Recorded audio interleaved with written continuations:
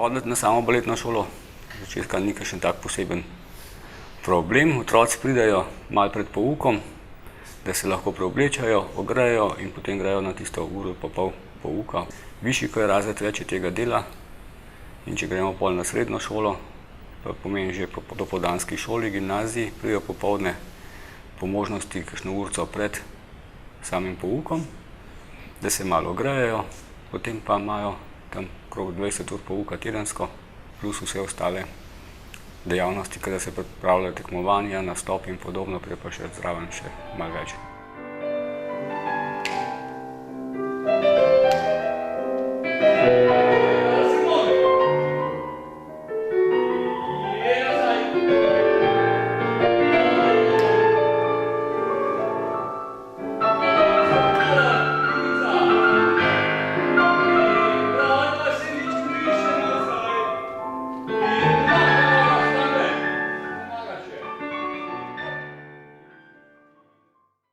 Kar se predmetnika tiče, na baletni šoli je v glavnem samo klasični balet.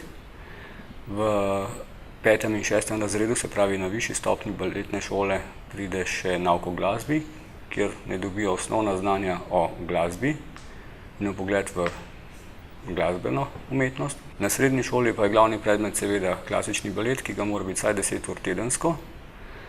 Potem so pa še ostali predmeti, ki se z baletom dopolnjujejo oziroma ga podpirajo. To so stilni plesi, kjer se spoznajo z zgodovinskimi plesi srednjega veka naprej. Potem so karakterni plesi, kjer se spoznajo z osnovnimi scenskimi karakternimi plesi, se pravi, to ni folklora. Potem seveda v 3. in 4. letniku imajo sodobne plesne tehnike.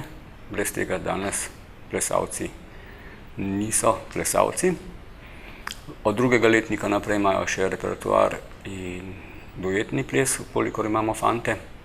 Ne smemo pa pozabiti, da je še v 1. in 2. letniku klavir, kjer dobijo zopet vpogled v glasbo, ker balet in vsaka vrst plesa gre ob glasbi, in pa zgodovino plesa, kjer dijaki spoznajo razvoj plesa in plesne umetnosti, predvsem s poudarkom na baletu.